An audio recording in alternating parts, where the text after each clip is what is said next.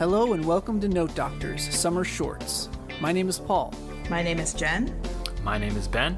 And we are your hosts. We are all university music theory instructors who are passionate about music theory and music theory instruction. In these short episodes, we will be sharing with each other and all of you musical examples and teaching tips covering a wide range of topics. So if you want to know more about music theory and the most effective and innovative ways to teach it, this is the podcast for you.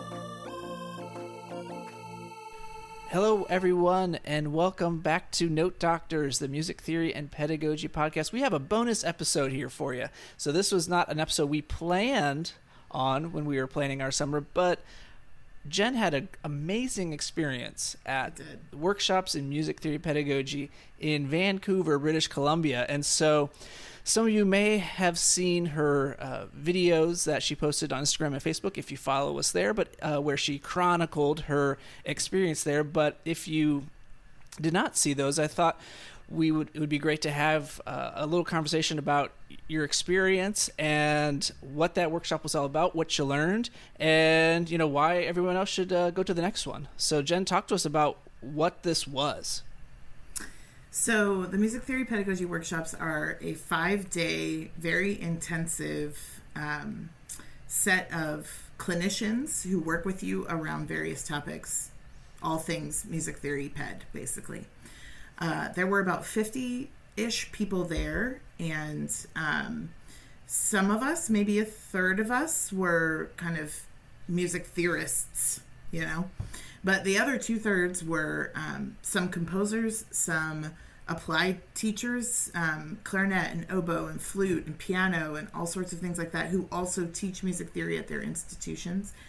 And it was, I think, one of the best sort of experiences like that I have ever had. It was incredible. And by the end of day one, I was like, I already feel so saturated with things that I have learned that I don't know how I'm going to go back tomorrow and do this all over again. But I took something like 25 or 30 single space pages of notes while I was there. Wow. It's like every word everybody said, I was like, oh yeah, and that, it was really great. So there were 6 clinicians. Gary Karpinski is the person who started all of this. And Gary is now retired, but keeping the workshops. Keep that workshop afloat. Workshops moving forward. Lee Van Handel will now take the helm in running these workshops. That's why they have moved to University of British Columbia in Vancouver. By the way, if you live in a hot place, that's another good reason to go. It's like 105 out today where I am here in Texas. And while I was there, it was, like 68 and sunny. It was beautiful. And then Michael Callahan, Gina Root, Jenny Snodgrass, and Nancy Rogers were the other 4 presenters. Most everyone presented every day. Lee presented, and Gary presented a little bit less maybe than the others, but everyone gave multiple sessions on various topics. Some of them, their topics were all tied together across the whole week. Gina did a lot of work around this idea of pitch mapping, which is that the idea of reading skills, like actual reading staff notation skills, and all the other oral-based skills should all be completely intertwined in our curriculum. So she gave us many, many ways that we can do that with our students. Mike talked a lot about curriculum, really. He has done a lot of work in the area of the scholarship of teaching and learning, and has applied that work to music theory. So he talked about curricular change. He talked about the idea of interleaving, which I think we're just going to have him on to talk about that at length, because it might change the whole way you do everything. He also talked a great deal about incorporating playing on people's instruments or on keyboards if they are singers into the written theory class itself as a part of the homework, as a part of the process, because there are errors that students will catch if they are playing, that they will not catch if they are just writing, and kind of forcing them to connect sound and staff notation in that way helps them learn it better. So if a student is prone to just, writing all the flats on the scale and leaves the A flat off the top of the one, so they've effectively written an A flat major scale that ends on A natural, okay? Right. They will catch that when they play and will correct it. So he has his students both write and play their homework assignments. They submit audio files along with most of their homework. Very interesting stuff. Jenny, we did a lot with Nashville numbers and improvisation, the real skills that students need if they're going to go out and work in the music industry. So for those of us who have large industry programs, commercial music programs, music business programs, what are the things those students need that they say they're not getting in our classrooms, and how can we better prepare them? But then the last part of Jenny's last 2 sessions were really focused on what she talked to us a lot about, which was knowing your why. And I will tell you that her final session, where we all really started to dig down into what our why is, she asked us some really meaningful questions that helped us really process what we want from our careers, what we want our lives to look like, and our work to look like. And I am not exaggerating to say that there were a lot of tears, like actual crying in the room, just as people were processing these things that we are never encouraged to process as a part of graduate school, even though graduate school is preparing us for this work that we do. And there were so many profound questions around the room about, what if what I want, is kind of coming up against the requirements of my job. And the only way for me to keep that job is to do all these things that aren't me, it was just a really powerful session. Wow. Yeah. And Nancy Rogers gave us just really practical ways that she teaches things in her classroom so that students truly walk away with more understanding. The ways that she marries oral skills and written theory together so that students are kind of developing their own sense of understanding rather than you just lecturing and telling them, this is what a cadential 6/4 is, She did this great exercise where she set us all up and she said, I'm going to play and then I want you to finish the cadence, like sing the bass line. Okay. And so she set us up, and the first one, everyone sang so, do. And the second one, everyone sang so, do. Because inherently, we knew that it's supposed to be 5/6/4, 1/6/4, whatever you call it, cadential 6/4, 5, 1, versus the first one, which was obviously just supposed to be 5, 1. And it all had to do with soprano position, bass position, all of this metric. Really, a lot of it was metric position. Yep. And that she said it has never failed, that the students always sing it correctly. And then they're like, wait a minute, how did we all get the same answer? And she talked about using those moments of personal discovery, like using what the students already inherently know, even if they don't have the labels for it, even if they don't know, that they know it. Using that stuff to help them learn and label things correctly. So that's awesome. It was incredible. And I have a million new friends. Well, not a million. There were only 50 people there. But it was a really fun crowd. Because of the way the workshop is set up, we all were sort of rooming together in these suites, kind of dorm-style suites. And then we all were eating almost all of our meals together. So quickly, this really great community formed. And we spent a lot of time talking about how excited we are by our students, how much we learn from them, the struggles we face, the things about universities that are great and that are challenging. It was just a great week. It's really cool. Yeah. It's really awesome. Man.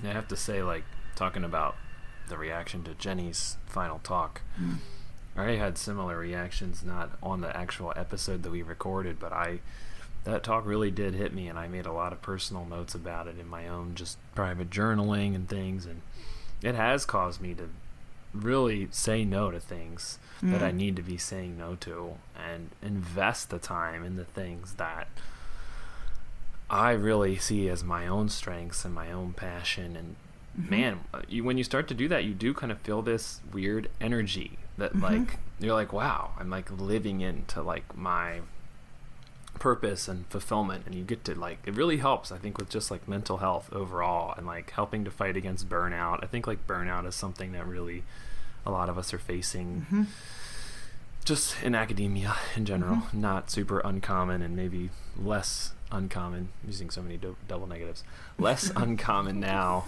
than later. I'm trying not to say that it's common, but it's less uncommon. I don't know. I think it is common. I think it is. And I think a lot of it has to do with kind of boundaries around work. Yeah.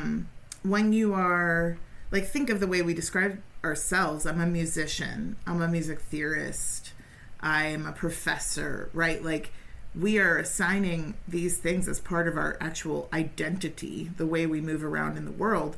So you don't just sign off this podcast recording session and then go not be a music theorist. Like, I'm still a music theorist when I go downstairs to make lunch, right?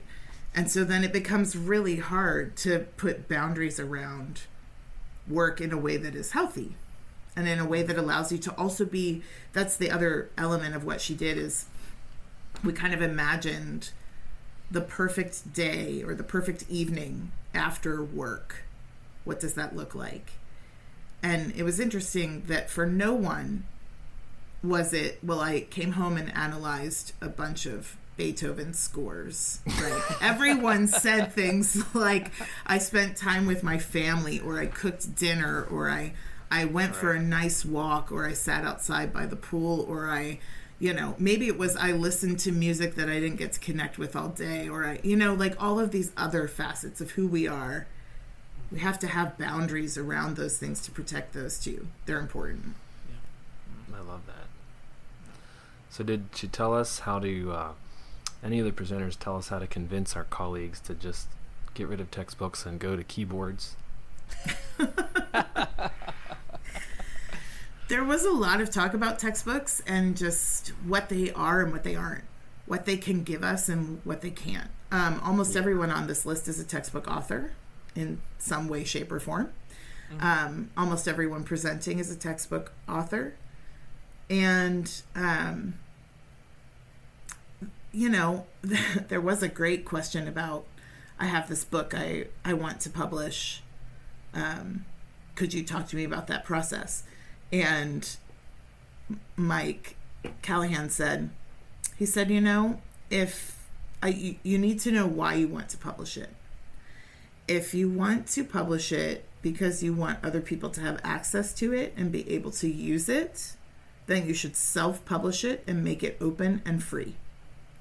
Okay. If you want to publish it as a means for, you know, income or something like that, then you'll need to go, or notoriety even. He's like, and those are not illegitimate reasons to publish something.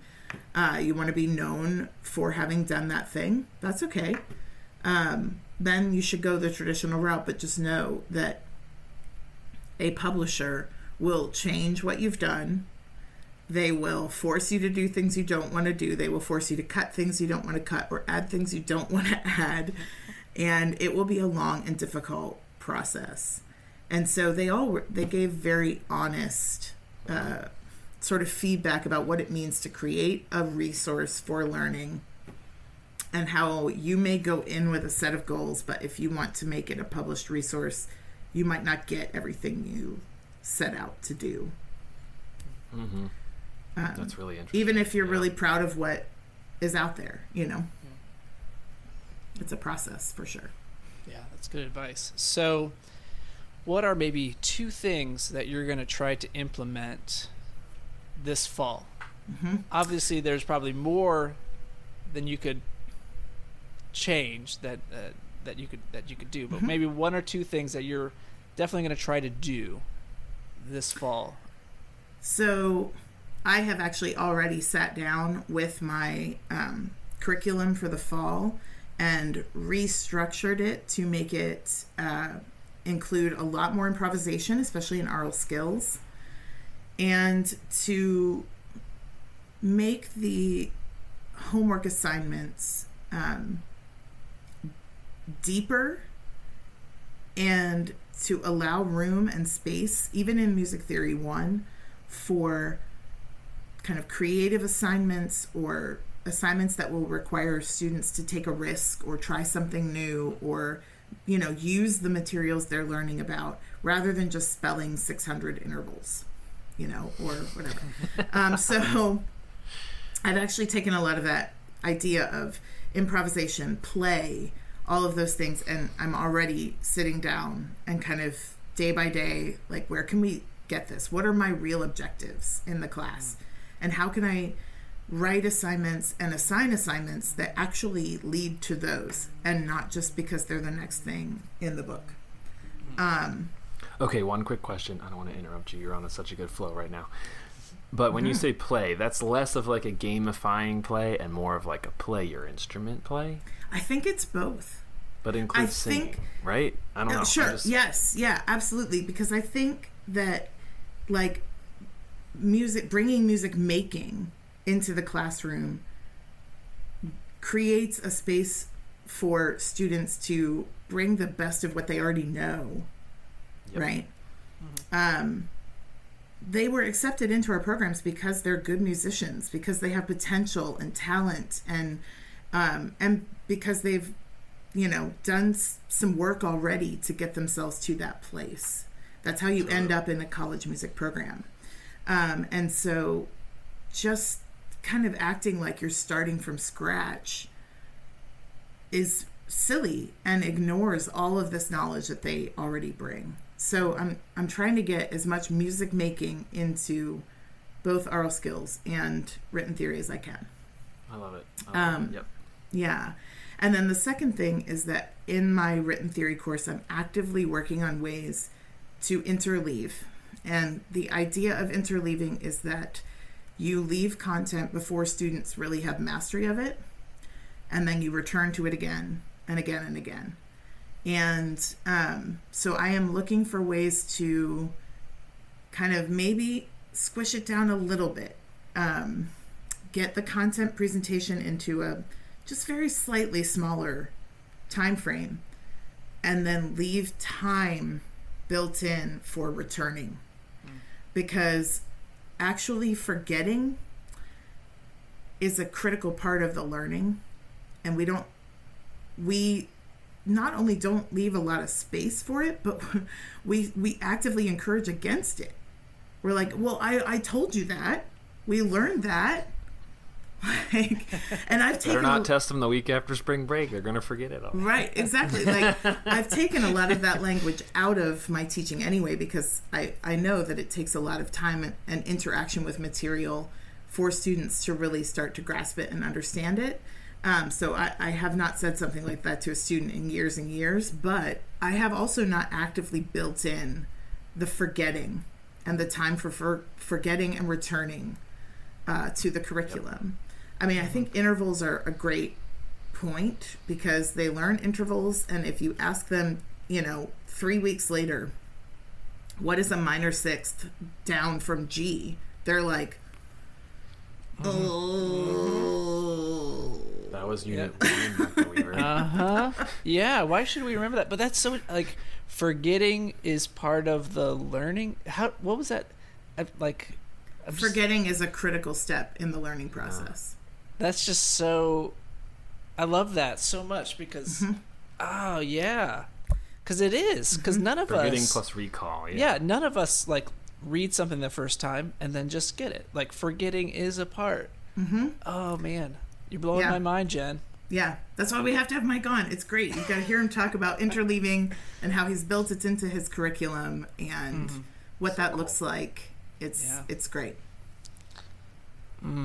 It's funny because a lot of us, I don't know how common this would be to say that group of 50 that were with you in Vancouver, but I always find myself giving the same lectures in my office hour, And you two, when you came to Yeah. visit my office before the TSMT, you're like, oh, look, you have a little paper with this stuff. And I'm like, well, it's just because I teach that so often. They're like, I'm not going to do a whiteboard where I have to write it out again. Right. I'm just going to put it on a piece of harder paper, and then I can just point to it and say, hey, you remember that order of sharps and flats? Hey, you remember Right. that? Mm-hmm. You know, pad, mill, lim, dap, whatever, modal, theory, and you remember all this stuff that I refer to over and over again. Mm-hmm. It's like, you are coming back to it, and, you know, those that come to office hour maybe are getting more of that forget and recall than others, but Right. yeah, it's a part of, And man, students it's a part often of what we're doing. apologize for it. It's built into our education system that students believe that they are supposed to be told something once and then they know it. Mm-hmm. And that, I mean, that goes contrary to everything we know about how learning actually works.